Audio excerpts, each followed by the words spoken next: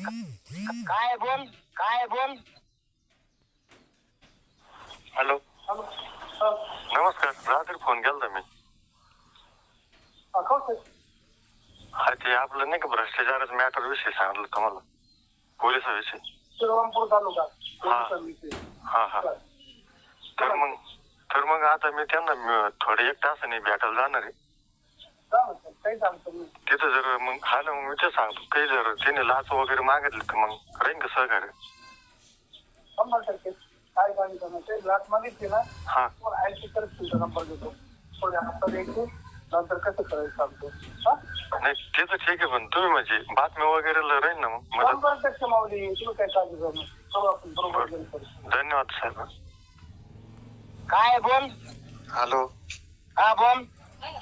हा काय नाही म्हणलं ते येतो मग. कशाला वारंवार येतो का रे? तुला सांगून कळत नाही का तुला? काय तुला कशाला यायचं ते याला त्याला फोन करायला लावतो पुन्हा. यायचं ते नाही तर नको येऊ. येतो ना येतो. कशाला येतो तू? याला फोन करायला लावतो त्याला फोन करायला लावतो पुन्हा. म्हणजे तुम्हाला सहकार्य करायचं आणि तुम्ही पण आमच्यावर चढायचं का? अहो सहकार्यच म्हणजे ते मला येऊन देत म्हणलं म्हणून मी त्यांना. नाही येऊ देत मग नको येऊ तू. मला काय गरज पडली? नको येऊ नको. मी उचलून आणीन तिथून तुला काय आणायचं ते. येतो साहेब मग.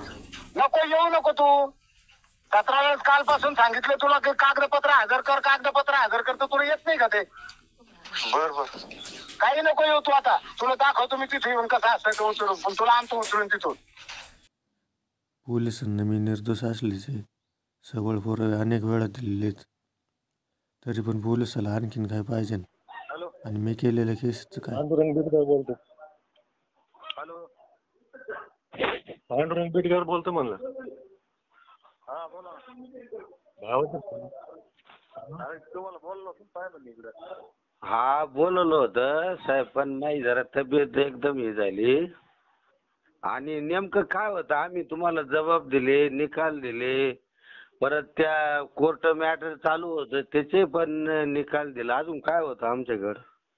तुम्ही या इकडे साहेब सांगतील काय ते. हा तुम्ही या जाऊन नोंदाचे तुमच्या ते गुन्ह्याच्या अनुषंगाने इकडे या.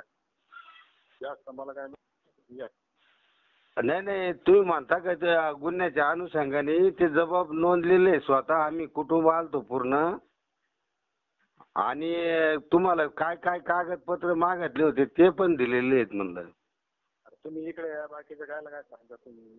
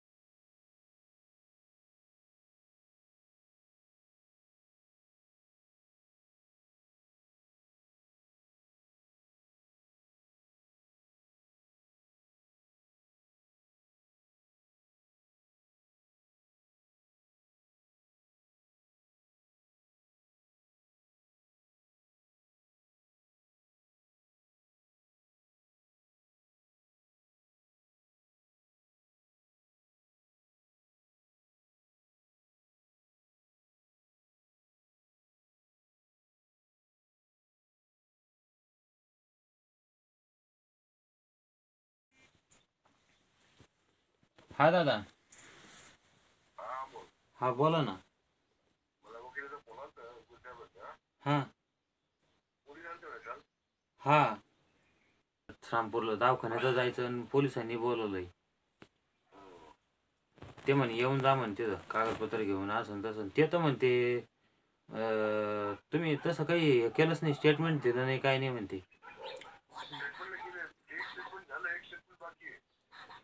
अहो ते वडिलाला लय बोलले म्हणजे वडिलाचा बीपी लो झाला. त्यांच्या समोर गोळ्या घ्यावं लागले तर वडिलाला डायरेक्ट ते बोलले.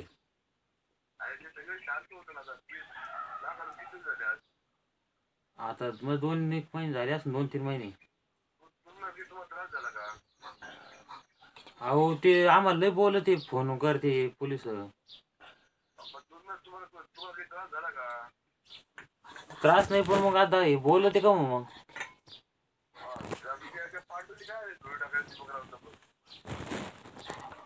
अहो आता